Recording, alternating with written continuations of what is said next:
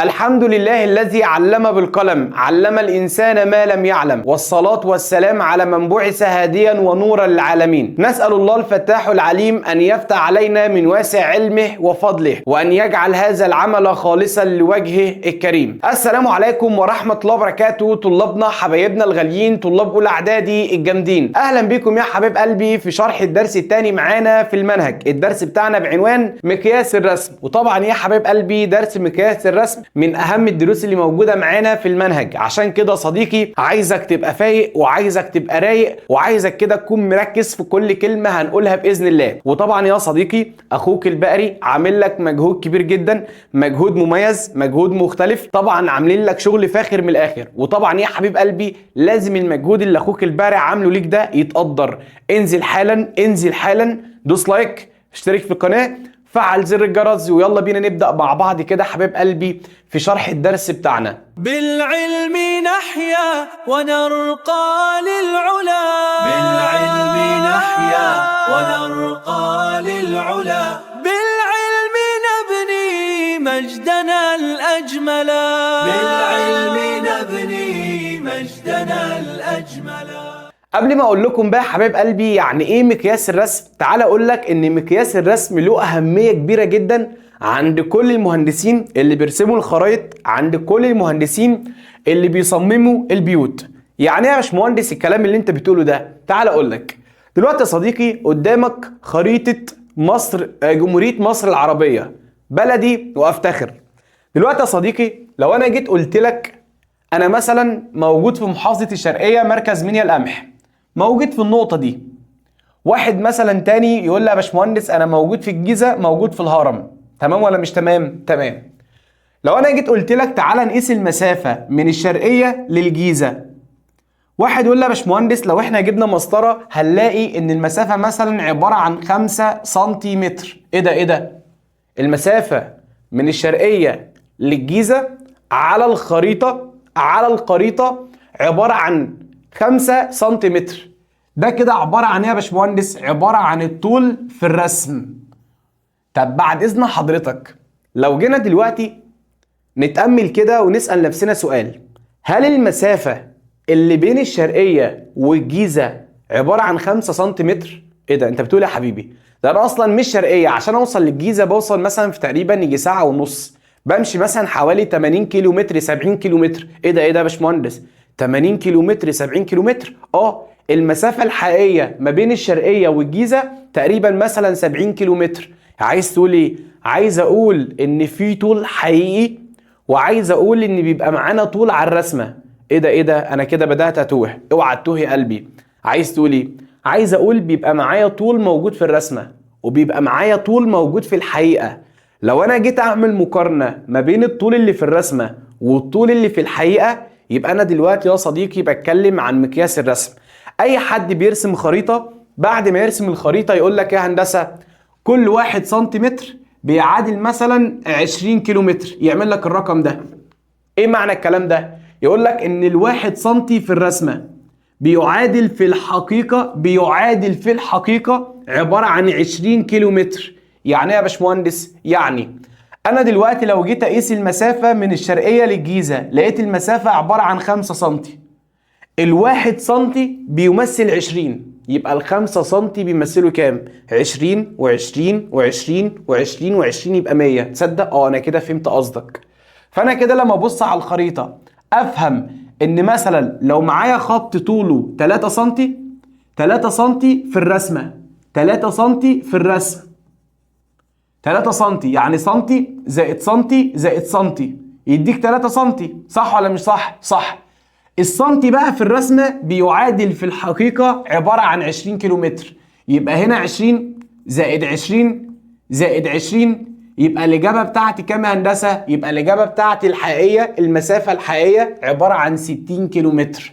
أنا كده يا باشمهندس بدأت أفهم قصدك. عايز تقول لي دلوقتي إن إحنا بيبقى معانا طولين، طول في الرسم وطول في الحقيقة. لو انا جيت اعمل مقارنة ما بين الطول اللي على الرسمة والطول اللي موجود في الحقيقة، يبقى انا دلوقتي بتكلم عن مقياس الرسم.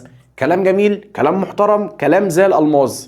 طب بعد اذن حضرتك يا باشمهندس لو جينا مثلا دلوقتي نبص على الرسمه دي، الرسمه دي بنسميها نموذج مصغر لمنزل. يعني ايه يا باشمهندس؟ اقول لك دلوقتي حضرتك بسم الله ما شاء الله كبرت واشتغلت وبقيت بتجيب فلوس كتير، وبسم الله مش بحسدك، بقول لك بقيت معاك فلوس كتير جدا وعايز تبني بيت، وبصراحه كده انت عايز يكون شكل البيت بتاعك شكله كده شكله جديد والتصميم بتاعه يكون رايق. فانت عشان تطمن ان شكل البيت بتاعك هيطلع رايق تروح جاي مكلم مهندس تقول له بعد اذنك هندسه قبل ما نبني البيت بتاعي عايزك كده، عايزين نتخيل شكل البيت بتاعنا لما نبنيه هيبقى عباره عن ايه.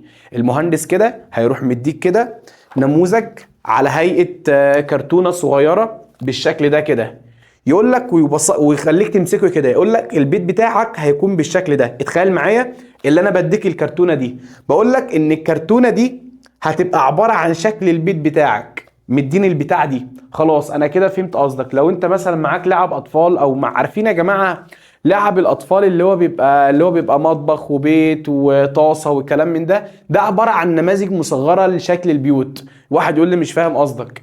انا دلوقتي يا صديقي لو انت بتتفرج على افلام مثلا في مهندس مثلا بيخطط لمدينه او بيخطط لمبنى او بيخطط لبناء استاد، لو انتوا مثلا جيتوا مثلا تابعتوا من فتره يقول لك النادي الاهلي هيعمل استاد جديد، فقبل ما يعملوا الاستاد بيعملوا مؤتمر صحفي يقول لك ان شكل الاستاد بتاعنا هيبقى عباره عن الشكل ده، ويديك كده ويجمع كل الناس المسؤولين على مكتب يقول لك ان شكل الاستاد هيكون بالشكل اللي قدامكم ده. فالشكل اللي هو بيوريه ليهم ده اسمه نموذج مصغر للمبنى او نموذج مصغر للاستاد. فانا دلوقتي بصفتي مصمم او مهندس معماري عندي حد عايز يبني بيت، بقول له ان البيت بتاعك هيكون بالشكل ده. طب بعد ما يديني البيت ده يقول لي مقياس الرسم مثلا 1 إلى كام يا هندسة؟ إلى 3. يقول لك ان 1 إلى 3، الواحد ده بيمثل سنتي والتلاتة ده بيمثل المتر. يعني عايز تقول ايه؟ عايز اقول ان كل 1 سنتي في الرسم بيعادل في الحقيقة عبارة عن 3 متر. مقياس الرسم 1 إلى 3. يعني ايه؟ يعني مثلا الحيطة دي او العمود ده لو جيت تقيسه بالمسطرة وطلع مثلا 6 سنتي، طلع 6 سنتي، السنتي الواحد بيمثل 3، يبقى ال6 سنتي بيمثل قد ايه؟ اضرب ال6 في 3 الاجابه بتاعتنا ب18. يعني لما حضرتك تبني البيت هيكون شكل البيت بتاعك المسافه من اول الحته دي لحد الحته دي عباره عن 18 متر. انا كده فهمت قصدك يا باشمهندس. ده كده الطول اللي في نموذج، يعني الطول اللي في الرسم، ولكن الطول اللي هيبقى في الحقيقه اللي انا هشوفه قدامي هيبقى عبارة عن 18 متر. انا كده اديتك نبذة بسيطة جدا عن اهمية مقياس الرسم وفهمتك يعني ايه مقياس رسم. مقياس الرسم يا صديقي الموضوع سهل وبسيط جدا، هو نسبة. مقياس الرسم عبارة عن ايه؟ مقياس الرسم عبارة عن نسبة. عيد تاني كده، مقياس الرسم عبارة عن نسبة بنقارن فيها بين البعد اللي في الرسم او النموذج. كلمة بعد في الرسم هي البعد في النموذج. يبقى مقياس الرسم عبارة عن نسبة بنقارن فيها بين البعد اللي في الرسم او النموذج الى البعد الحقيقي. فعشان كده خلاصة كلامي، لو انت عايز تجيب مقياس الرسم بنقسم الطول اللي موجود في الرسم على الطول اللي موجود في الحقيقة. لو انت قسمت الطول اللي في الرسم على الطول اللي موجود في الحقيقة يبقى انت كده جبت مقياس الرسم. وطبعا يا صديقي ده كده القانون الوحيد اللي انا هشتغل عليه في الدرس ده. بعد اذنك يا قلبي سجل القانون ده جوه دماغك، سجل القانون جوه دماغك. عايزك تبقى فايق، عايزك تبقى رايق، وعايزك تركز معايا. ركز بقى معايا. انا بقول مقياس الرسم عبارة عن ايه؟ عبارة عن الطول في الرسم على الطول الحقيقي. مقياس الرسم عبارة عن ايه؟ عبارة عن الطول في الرسم على الطول الحقيقي. تمام يا هندسة؟ قبل ما نتكلم بقى عن مقياس الرسم ونبدأ ناخد مسائل، تعالى كده هندسة نظبط نظبط ايه اللي انا بقوله ده؟ نظبط. اوعى تتريق بقى وتاخد الحتة دي وتنزلها بقى على التيك توك وتقعد تقول ده الباشمهندس اللي انتوا كلكم بتحبوا شرحه. هو ده الباشمهندس اللي هو ده الباشمهندس اللي كل الناس بتحب شرحه. تعالى نظبط وحدات القياس. هو ايه يا باشمهندس الوحدات القياس اللي انا خدتها قبل كده؟ وحدات القياس اللي انا خدتها قبل كده يا صديقي كانت حاجه اسمها كيلو متر وحاجة مثلا اسمها المتر، وحاجة اسمها السنتي، وحاجة اسمها المليمتر. عيد تاني كده، وحدات القياس اللي انا خدتها قبل كده: كيلومتر، متر، سنتيمتر، مليمتر. كنا بنقول عشان نحول الكيلومتر المتر كنا بنضرب يا هندسة في 1000. الكيلومتر فيه كام متر؟ عبارة عن 1000 متر، فعشان احول الكيلومتر لمتر بنضرب في 1000. طب لو انا هندسة عايز احول المتر لسنتي، هو المتر الواحد فيه كام سنتي؟ برافو عليك، المتر الواحد برافو فيه 100، فعشان احول المتر لسنتي بنضرب في 100. طب بعد كده هندسة لو انا عايز احول السنتيمتر لمليمتر، السنتي الواحد فيه كام مليمتر؟ السنتي الواحد فيه 10 مليمتر، فعشان احول السنتي لمليمتر بنضرب يا حبايب قلبي في 10. عيد تاني كده، عيد تاني كده، عيد تاني كده. عشان احول كيلو متر المتر بنضرب في 1000، عشان احول المتر لسنتي بنضرب في 100، وعشان احول السنتي لمليمتر بضرب في 10. سجل الارقام دي جوه دماغك، لو الارقام دي مش مسجله معاك دلوقتي حاليا هتبقى قاعد كمان شويه متنح معاه في المسائل، تبص لي كده وفاتح بقك كده يبقى شكلك عبيط. ما هو انت لو ما حفظتش هيبقى شكلك كده. احفظ يا قلبي وحدات القياس دي، عشان بدونها مش هتعرف تحل حاجه معايا في المسائل اللي جايه. انا نبهتك وحذرتك وعرفتك ان دي حاجه مهمه جدا، سجلها جوه مخاميخه. مين مخاميخه ده؟ دماغك. سجل الكلام ده كله جوه دماغك. يبقى عشان احول كيلو متر المتر بنضرب في 1000. طب عشان احول المتر لسنتي بنضرب في 100. طب عشان احول السنتي لمليمتر بنضرب في 10. تعالى بقى نعكس. ايه ده؟ انت بتقول من كيلو متر المتر بتضرب في 1000. طب لو انا عايز احول المتر الكيلو متر، اصحى للكلام. الله ينور عليك، الله ينور عليك، بسم الله ما شاء الله. مش هنحسدك والله، هنقسم على 1000، نقسم على 1000. يبقى عشان احول الكيلو متر لمتر بنقسم على 1000. كيلو متر نهار ابيض، ايه اللي انا بقوله ده؟ من متر الكيلو متر بنقسم على 1000، من متر الكيلو متر بنقسم على 1000. اما من الكيلو متر المتر بنضرب في 1000. قلنا من الكبير للصغير بنضرب، ومن الصغير للكبير بنقسم. يعني المتر على الكيلو متر، الإجابة بتاعتنا هنقسم على 1000. من كيلو متر المتر بنضرب في 1000. طب من متر الكيلو متر نقسم على 1000.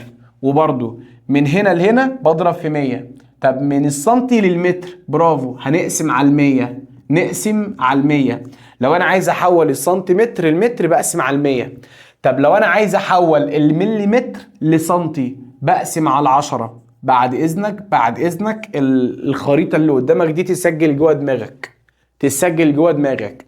من متر لسنتي بضرب في 100، من سنتي لمتر بقسم على 100، من كيلو متر المتر بقسم ولا بضرب؟ لا بضرب. من كيلو متر المتر بضرب في 1000. طب من متر الكيلو متر بقسم على 1000.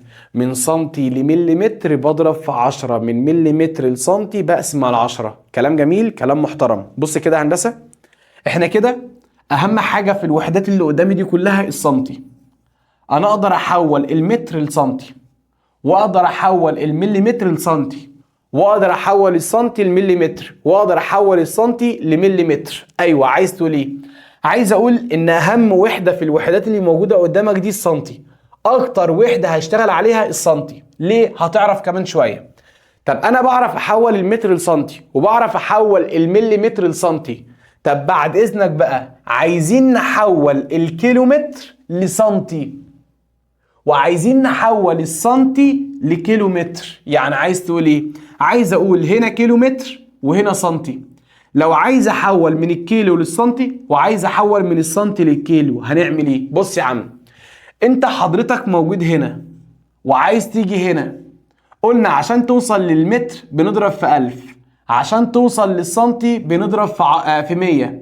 لو جمعنا هنا، لو ضربنا هنا ال1000 في 100، الإجابة بتاعتنا هتبقى عبارة عن 100,000. عبارة عن إيه؟ 100,000. عبارة عن 100,000. عايز تقول إيه؟ عايز أقول لو أنا هحول من كيلو لسنتي هضرب في 100,000، ولو أنا هحول من السنتي للكيلومتر هقسم على 100,000. بعد إذنك يا قلبي، بعد إذنك يا قلبي، وقف الفيديو ده وابدأ سجل الأرقام دي جوه دماغك. يبقى دلوقتي اهم وحدة قدامك هي السنتي. من متر لسنتي بضرب في 100، من سنتي لمتر بقسم على 100، من سنتي لملي بضرب في 10، طب من ملي لسنتي بقسم على 10. يبقى انا حولت المتر لسنتي ومن الملي متر لسنتي. طب لو انا عايز احول الكيلومتر لسنتي، عشان احول كيلومتر لسنتي بضرب في 100,000، عشان احول السنتي لكيلومتر بقسم على 100,000. والله والله والله اهم حاجة في الدرس بتاعي التحويل ما بين وحدات القياس. خلاص كده لنفترض ان التحويلات بقت موجودة معاك تمام، بدل التحويلات ظبطت معاك خلاص يا هندسة، كل اللي جاي يعتبر ظبط معاك. اول مثال معايا بيقول صمم مهندس معماري نموذج لمبنى سكني، ارتفاع الحقيقي للمبنى السكني عبارة عن 24 متر، فإذا كان ارتفاع المبنى في النموذج عبارة عن 6 سنتي. عايزين نطلع مقياس الرسم. لو جينا دلوقتي نتخيل ان احنا عندنا برج او بيت طوله 24 متر. طبعا صاحب البيت ده حابب يشوف شكل البيت. قبل ما نبني البيت اللي هو طوله 24 متر، المهندس ادى لصاحب البيت نموذج ده يعني مبنى مصغر، مبنى على شكل لعبة. بيقول لك ان اللعبة اللي قدامك دي او الشكل اللي قدامك ده هيكون شكل البيت بتاعك، شكل المبنى بتاعك. المهم لما اداله النموذج لقينا ان الطول اللي في النموذج عبارة عن 6 سنتي. ايه ده انت معاك طول في النموذج ومعاك طول حقيقي. عايز اجيب مقياس الرسم. خلاص انا عارف وانت عارف وكلنا عارفين، لان احنا كلنا شطار وجامدين ان احنا عشان نجيب مقياس الرسم التاني كده، عشان اجيب مقياس الرسم بعمل ايه يا هندسة؟ بقسم الطول اللي في الرسم، طول الرسم على طول الحقيقي التاني كده. عشان اجيب مقياس الرسم بقسم الطول اللي في الرسم على الطول الحقيقي. على فكرة كلمة الطول اللي في الرسم هو الطول اللي في النموذج. الراجل المحترم ده بيقول لي ان الطول اللي في النموذج عبارة عن كام سنتي؟ عبارة عن 6 سنتي. وبيقول لي ان الطول الحقيقي كام يا هندسة؟ الطول الحقيقي عبارة عن 24 متر. باشمهندس ايه ده وحدة القياس اللي فوق سنتي ووحدة القياس اللي تحت متر. هل ينفع اقسم الستة على 24؟ لا ما ينفعش. عشان تطلع مقياس الرسم لازم الوحدة اللي فوق تكون زي الوحدة اللي تحت. انا دلوقتي معايا وحدتين مختلفتين. طب نعمل ايه دلوقتي يا باشمهندس؟ هنحول الوحدة الكبيرة للوحدة الصغيرة. طبعا المتر ولا السنتيمتر؟ مين الاكبر؟ طبعا المتر. عشان احول المتر لسنتيمتر بنعمل ايه يا هندسة؟ برافو. لو انا رحت جاي كده على جنب قلت لك 24 متر، عايز احولها لسنتي. عشان احول المتر لسنتي، شفت بقى؟ قلت لك ان انت لازم التحويلات تخليها مظبوطه معاك. هندسه عشان احول المتر لسنتي بضرب في 100، المتر لسنتي بضرب في 100، فال 24 دي لو جيت ضربتها في 100 الاجابه بتاعتي تبقى 2400. ايه ده؟ ال 24 متر عباره عن 2400 سنتي.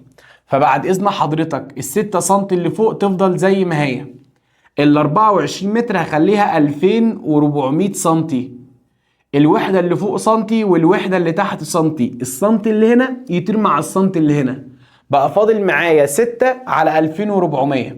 طبعا يا حبيب قلبي 6 على 2400 لو طلعت الكلام ده بالآلة حاسبة، طبعا يفضل ان انت ما تطلعش الكلام ده بالآلة حاسبة، اختصر بدماغك. انا هقسم على 6 اللي هو العدد الاصغر، هقسم على 6 فالواحد على 6، الاجابة بتاعتنا هتطلع 400. يبقى مقياس الرسم بتاعي 1 إلى 400. على فكرة يا حبيب قلبي 1 إلى 400 يعني 1 على 400 هي 1 إلى 400. يعني مقياس الرسم كتبته كده صح، كتبته كده برضو صح. يبقى ده كده عبارة عن مقياس الرسم. طب يعني ايه يا باشمهندس مقياس الرسم 1 إلى 400؟ الكلام ده معناه ان كل 1 سنتي في الرسم بيعادل في الحقيقة كم سنتي؟ بيعادل في الحقيقة 400 سنتي. التاني كده كل 1 سنتي في الرسم يعادل في الحقيقة كم سنتي؟ يعادل في الحقيقة 400 سنتي. واحد يقول لي مش فاهم قصدك، يعني ايه مقياس الرسم 2 إلى مثلا 7؟ دي معناها ان كل 2 سنتي في الرسم بتعادل في الحقيقة 7 سنتي. لو جيت قلت لك مقياس الرسم مثلا 5 الى مثلا 21. دي معناها ان كل 5 سنتي في الرسم بيعادل في الحقيقة 21 سنتي. بس كده؟ بس كده.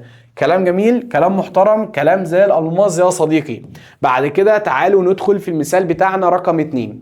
عندنا دلوقتي يا حبيب قلبي واحدة اسمها ريتاج. ريتاج دي يا حبيب قلبي عملت صورة مكبرة لحشرة. إذا كان طول الحشرة في الصورة، بقول لك طول الحشرة في الصورة، على فكرة كلمة الصورة هي الرسم. الطول اللي في الرسم عبارة عن 12 سنتي، والطول الحقيقي بتاع الحشرة عبارة عن 3 ملم.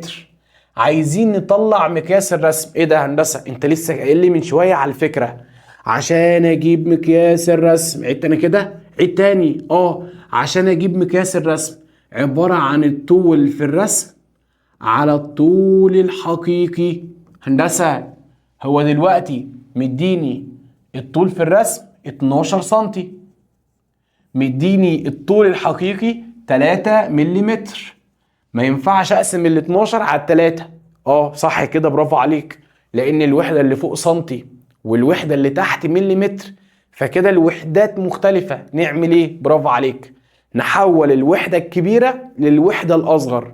يا ترى انت معاك ايه؟ انا معايا سنتي ومعايا مليمتر. مين الكبير؟ برافو، الكبير السنتي والاصغر منه المليمتر. هنحول الوحدة الكبيرة للوحدة الأصغر. ايه ده هندسة؟ انا عشان احول السنتي للمليمتر بضرب في 10. انا كده فهمت قصدك. هشيل السنتي واحوله لمليمتر. مش فاهم قصدك. واحد يقول لي مش فاهم قصدك. بص كده، الوحدة دي هشيلها، هقول له كده 12 سنتي عبارة عن كام مليمتر؟ لسه قايلين من شوية عشان احول السنتي للمليمتر، برافو عليك، بضرب في 10. فال 12 دي يا صديقي تعال نضربها في 10 يبقى الإجابة بتاعتي 120. فال 12 سنتي عبارة عن كام مليمتر؟ عبارة عن 120 مليمتر. 120 مليمتر. فأنا هشيل ال 12 وأحط مكانها 120 مليمتر. على كام هندسة؟ على 3 مليمتر. المليمتر ده مع المليمتر ده على 3 فيها الواحد، على 3 فيها الأربعين.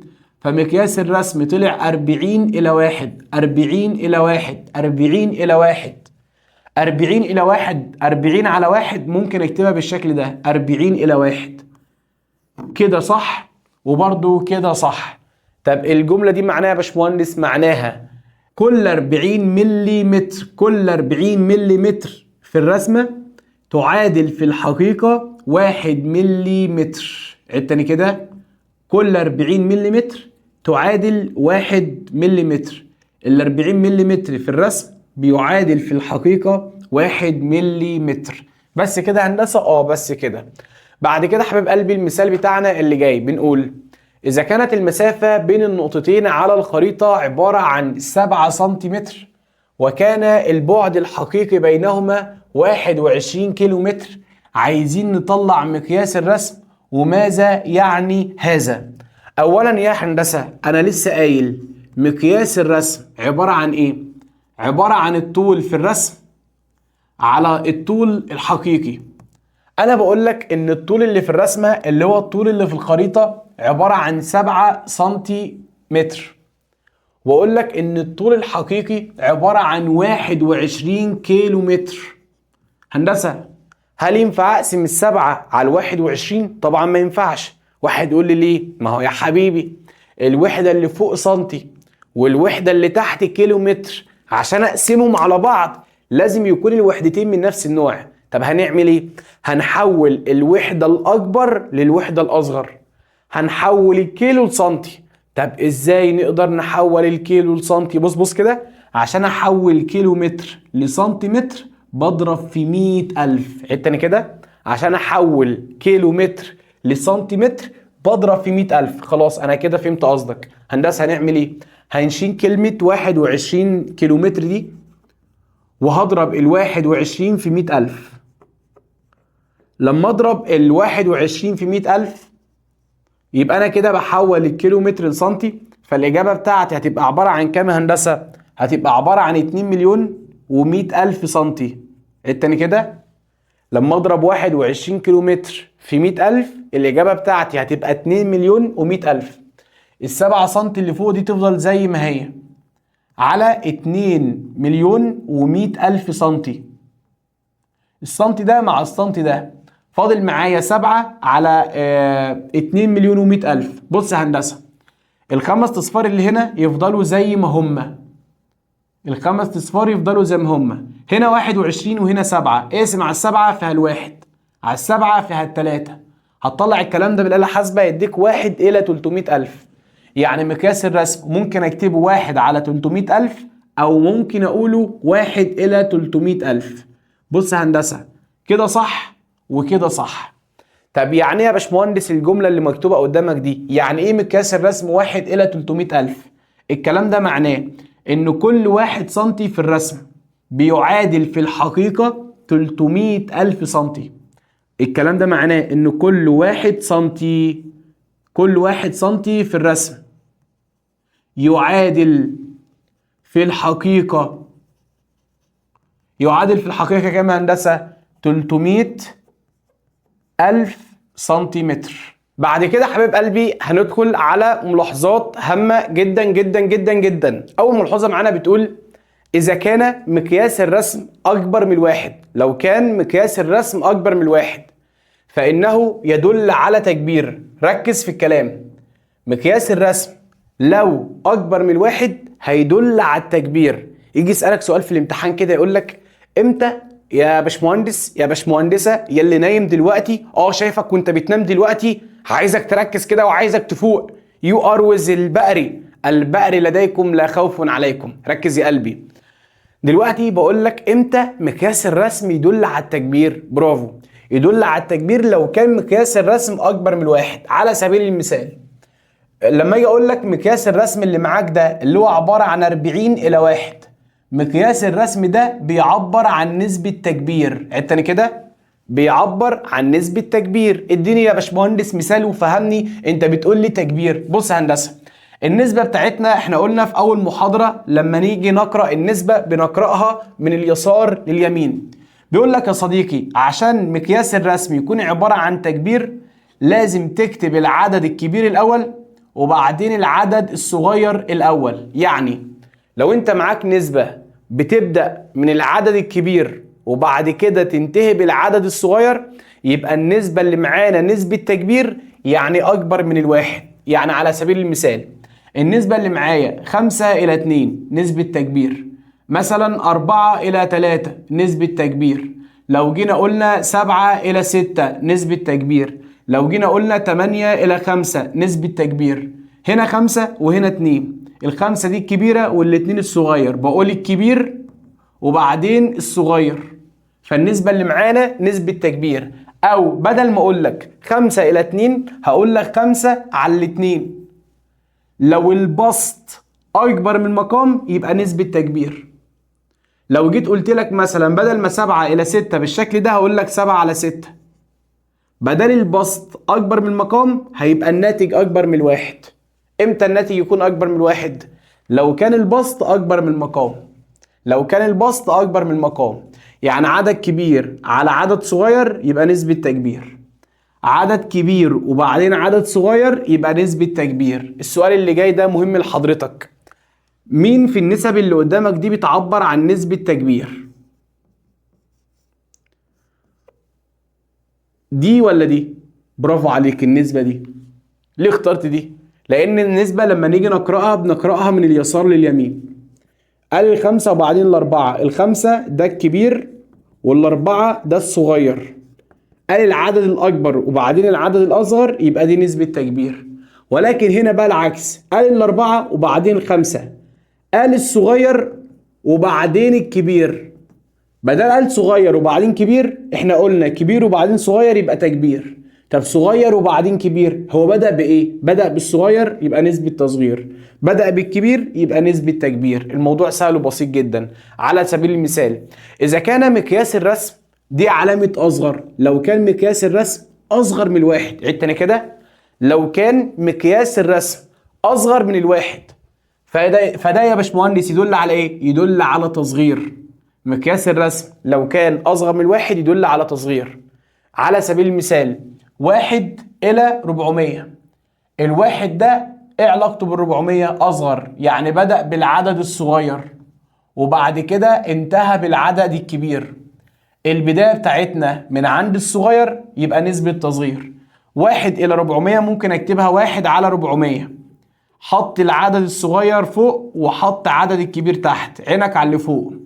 اللي فوق الصغير يبقى نسبة تصغير، لو اللي فوق الكبير يبقى نسبة تكبير. الله ينور عليك، الله ينور عليك، الله ينور عليك. على سبيل المثال لو جينا قلنا 3 إلى 5، جينا قلنا 5 إلى 3، هنا 3 هنا 5. بعد إذن حضرتك ايه علاقة ال3 بال5؟ أصغر يبقى تصغير. عينك على العدد الأول. ايه علاقة ال5 بال3؟ العدد الأول 5. ايه علاقة ال5 بال3؟ ال5 أكبر من ال3، يبقى النسبة اللي معانا نسبة تكبير. بس كده هندسة بدل ما هي 5 إلى 3 بالشكل ده ممكن تبقى 5 على 3. عينك على الرقم اللي فوق. ايه علاقة ال5 بال3؟ انت برافو، ال5 أكبر من 3 يبقى نسبة تكبير. طب لو جينا قلنا 3 على 5 بالشكل ده، ايه علاقة ال3 بال5؟ ال3 أصغر من 5 يبقى نسبة تصغير. مين اللي بيجاوب على المسألة؟ حضرتك بكل سهولة وبكل بساطة من غير ما تشغل دماغك. ايه علاقة ده باللي تحت؟ أصغر يبقى تصغير. ايه علاقة ده باللي تحت؟ أكبر يبقى تكبير. ايه علاقة الرقم الأول بالتاني؟ أكبر يبقى تكبير. ايه علاقة الرقم ده بالتاني؟ أصغر يبقى تصغير. بس كده؟ بس كده. بعد كده حبيب قلبي تدريب واحد. طبعا احنا وضحنا ليكم، قلنا مسائل التدريب، تدريب 1 وتدريب 2 وتدريب 3. كل المسائل دي كلها يا حبيب قلبي بتبقى موجودة معانا على جروب التليجرام. طبعا جروب التليجرام يا حبيب قلبي بنقدم عليه حلول مسائل حاول بنفسك، اللي هو تدريب 1 وتدريب 2 وتدريب 3. ولو مواعيد المحاضرات احنا بننزلها برضو على جروب التليجرام. وطبعا يا حبيب قلبي احنا عاملين حاجة تانية، عاملين حاجة اسمها منصة. المنصة يا حبيب قلبي بنشرح عليها حل تمارين الدروس.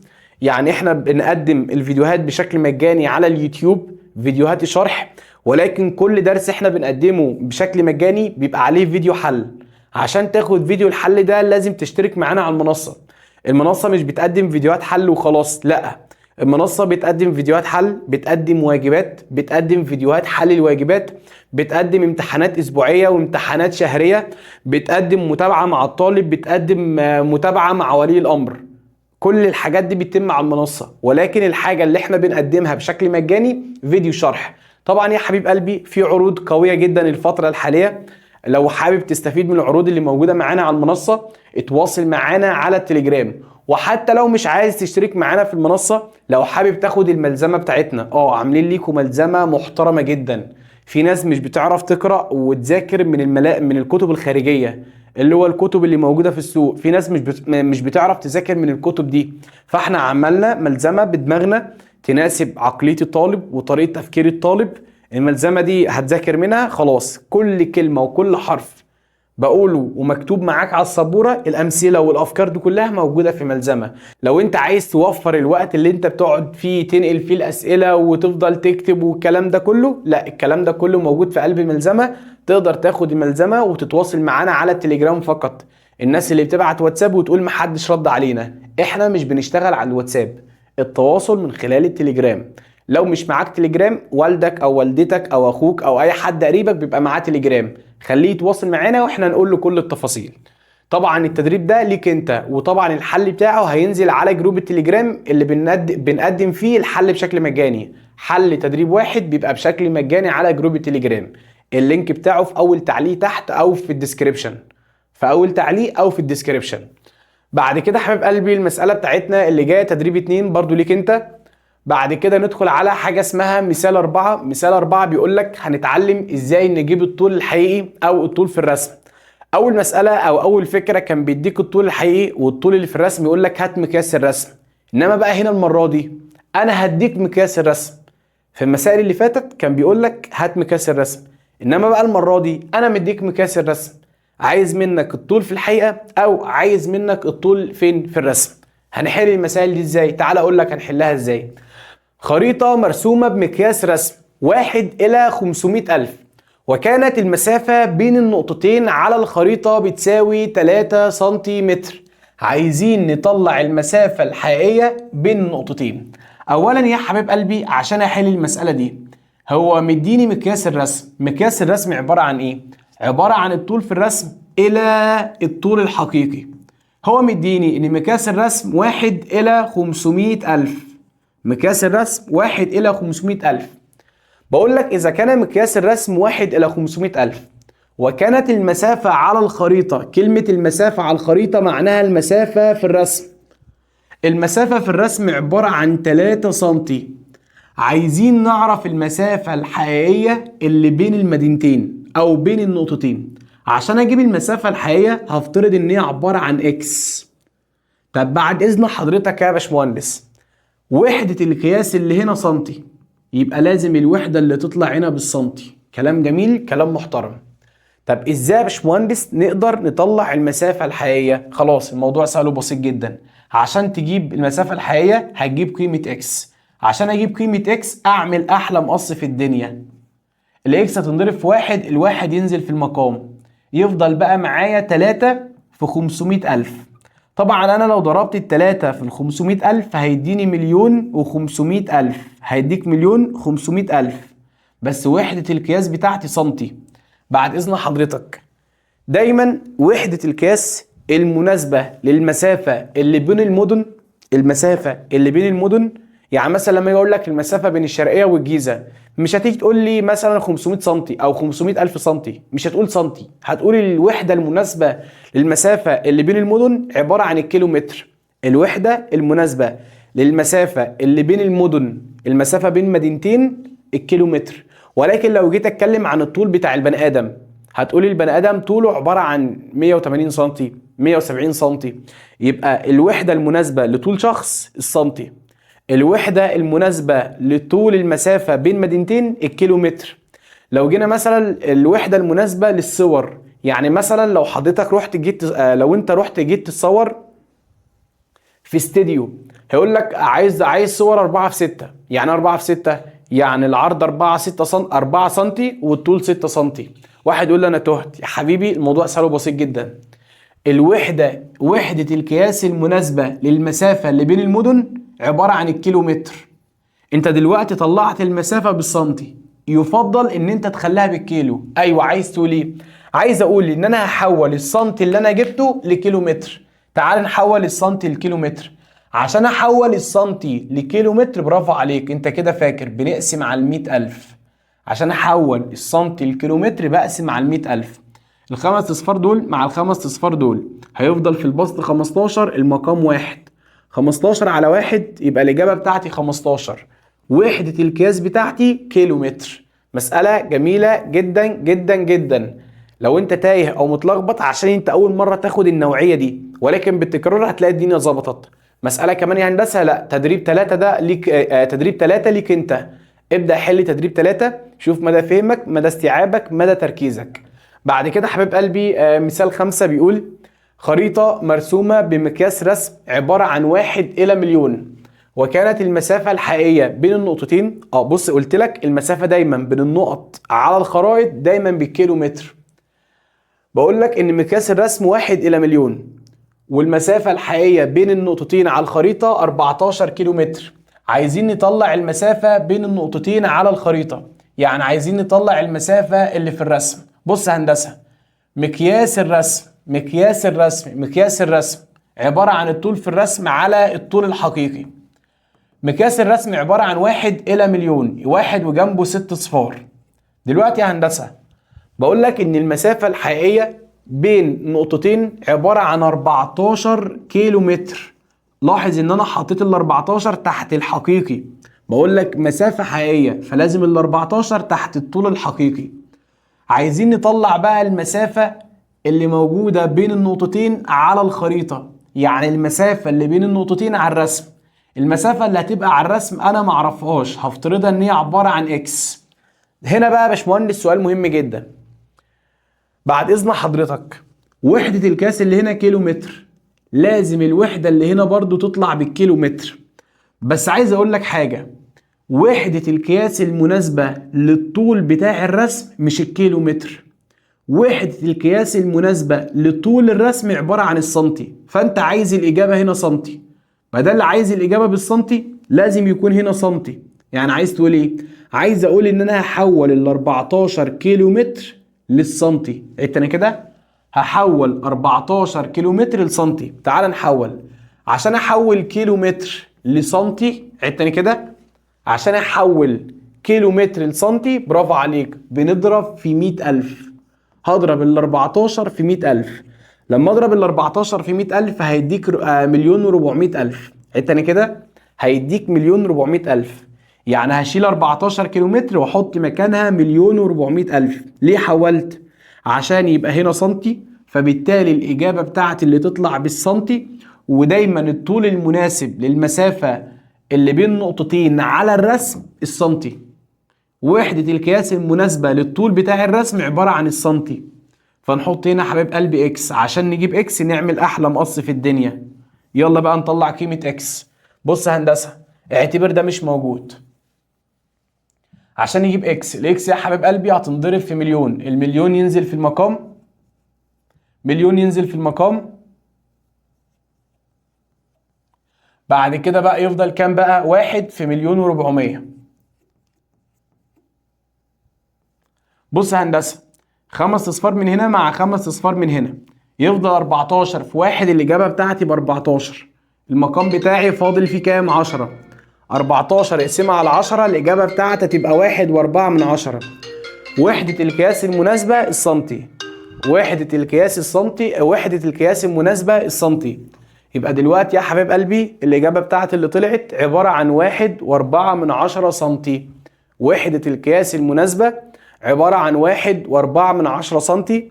دايما الطول المناسب، دايما وحدة القياس المناسبة للطول اللي موجود في الرسم السنتي. وحدة القياس المناسبة للطول اللي موجود في الحقيقة الكيلو متر. طبعا لو انا بتكلم عن المسافة اللي بين المدن، المسافة اللي بين المدن الوحدة المناسبة ليها الكيلو متر. ولكن دايما الطول المناسب، دايما وحدة القياس المناسبة للطول اللي في الرسم السنتي. ماشي. بعد كده حبيب قلبي مثال 6 بيقول تم عمل نموذج لقطعة أرض على شكل مستطيل. معايا أرض على شكل مستطيل، عملنا نموذج مصغر ليها. تمام ولا مش تمام؟ تمام. بحيث ان كل 1 سنتي في النموذج بيمثل في الحقيقة 5 متر. عايزين نعرف محيط الأرض لعمل سياج حولها. دلوقتي يا حبيب قلبي هنتكلم ونقول ان احنا دلوقتي معايا نموذج يعني الأرض على شكل مصغر. ده كده يعتبر النموذج، وده كده يعتبر الأرض الحقيقية. هو بيقول لي ان ابعاد النموذج عباره عن 6 سم و5 سم. هنقول ان هنا 6 سم ونقول ان هنا 5 سم. دي عباره عن ابعاد النموذج. ولكن عايزين نعرف الابعاد الحقيقيه لقطعه الارض. طبعا هو قال لي ان قطعه الارض على شكل مستطيل. اي مستطيل بيبقى ليه طول وليه عرض.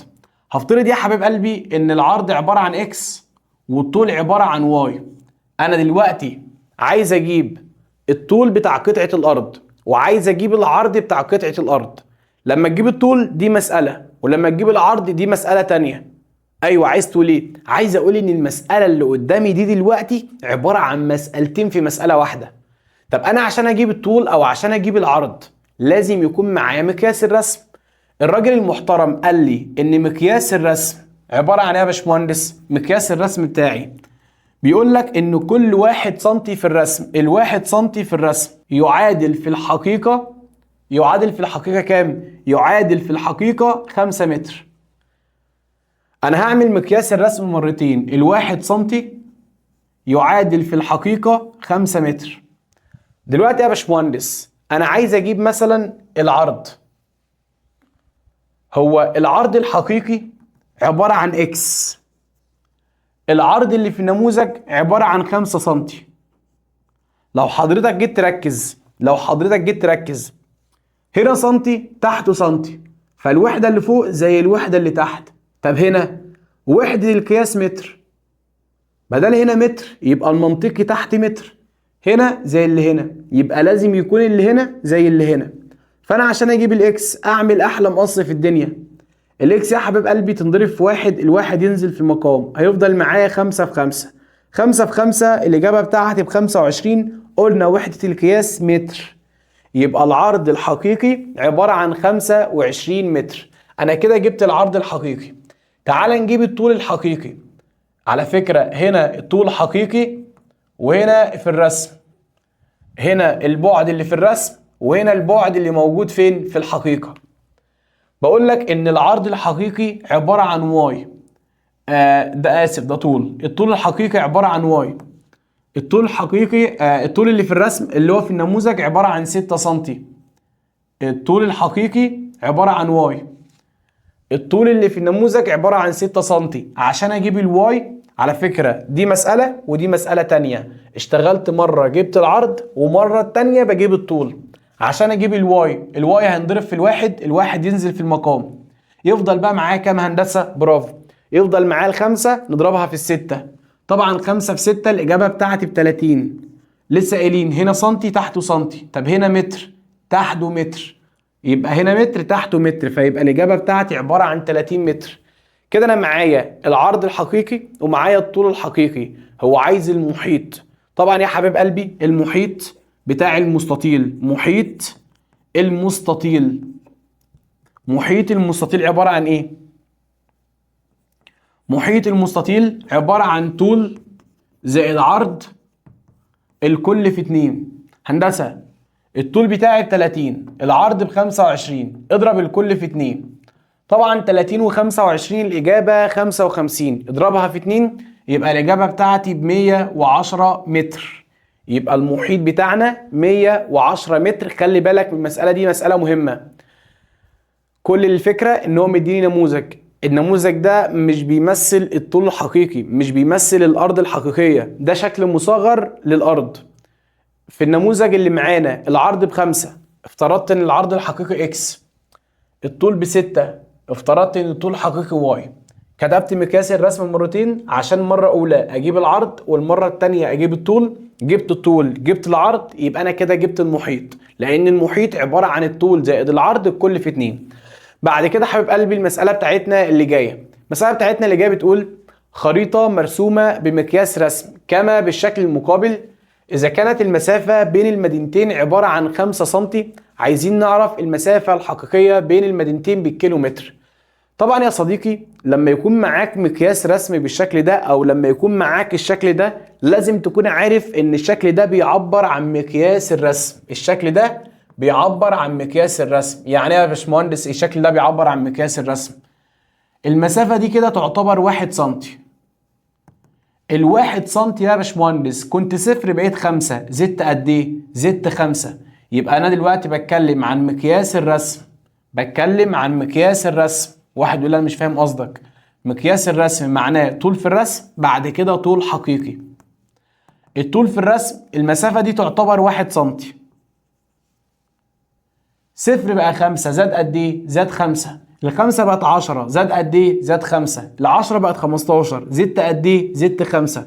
ال15 بقت 20، زدت قد ايه؟ زدت 5. ال20 بقت 25، زاد بمقدار قد ايه؟ زاد بمقدار 5. الكلام ده معناه ان ال1 سنتي بيعادل 5، ووحدة القياس هنا كيلومتر. ال1 سنتي بيعادل 5 كيلومتر، ال1 سنتي بيعادل 5 كيلومتر، ال1 سنتي بيعادل 5 كيلومتر. يبقى هنا 1 سنتي وحط هنا 5 كيلومتر. ده كده معناه مقياس الرسم. طب لو انت يا باشمهندس معاك مقياس رسم بالشكل ده، ورحت جاي لك هنا 20 وهنا مثلا 40 وهنا 60 وهنا 80 وهنا 100، اول حاجه كده اقول له طول في الرسم، بعد كده الطول الحقيقي. بص يا هندسه، هقول له هنا ال1 سنتي بيعادل قد ايه؟ بص بقى هندسه، 20 بقيت 40 يبقى انا زودت 20، ال40 بقت 60 يبقى انا زودت 20، 60 بقت 80 زودت 20، 80 بقت 100 زودت 20. يبقى ال1 سنتي بيعادل قد ايه؟ بيعادل 20. وحدة القياس اللي هنا كيلومتر، الكيلومتر ينزل، متر المتر ينزل، سنتي السنتي ينزل. فده كده معناه ان مقياس الرسم 1 إلى 20. هنا مقياس الرسم معناه 1 إلى 5. الراجل المحترم ده قال لي ايه بقى؟ قال لي ان المسافة بين المدينتين عبارة عن 5 سنتي. عايزين نطلع المسافة الحقيقية. المسافة بين المدينتين على الخريطة عبارة عن 5 سنتي. طبعا مسافة على الخريطة معناها المسافة في الرسم. عايزين نطلع بقى المسافة الحقيقية. هفترض ان المسافة الحقيقية عبارة عن اكس. عشان اطلع قيمة اكس اعمل احلى مقص في الدنيا. الاكس يا حبيب قلبي ينضرب في 1، الواحد ينزل في المقام، يفضل بقى معايا 5 في 5. طبعا يا حبيب قلبي اضرب ال5 في 5، الاجابة بتاعتي 25. انا بجيب مسافة حقيقية. المسافة الحقيقية الطول بتاعها بالكيلومتر، يبقى الاجابة بتاعتنا 25 كيلومتر. وبس كده حبيب قلبي، الحمد لله رب العالمين يكون قدرت احل المسألة دي. وبس كده يا شباب، الحمد لله يكون خلصنا شرح الدرس ده. بإذن الله انتظروا شرح باقي الدروس. تقريبا يا جماعة بننزل أولى إعدادي محاضرة واحدة في الأسبوع. محاضرة الشرح بتنزل مجاني على اليوتيوب يوم السبت الساعة 5. كل سبت الساعة 5 بننزل محاضرة لطلبة أولى إعدادي على اليوتيوب. تمام؟ أما بقى بالنسبة للطلبة اللي مشتركة معانا على المنصة، بننزل تقريبا يوم الأربع محاضرة حل. يوم الأربع بتبقى محاضرة حل، ويوم السبت بتبقى محاضرة شرح. وبعد ما ننزل الحل الشرح والحل، بيبقى في واجب وفي فيديو حل واجب، وبيبقى في امتحان على الدرس بالكامل. وبس كده خلصت كل اللي انا عايز اقوله. والسلام عليكم ورحمة الله وبركاته. طلابنا حبايبنا الغاليين، طلاب اولى اعدادي الجامدين، الى اللقاء، مع السلامة يا حبايب قلبي، مع السلامة، باي.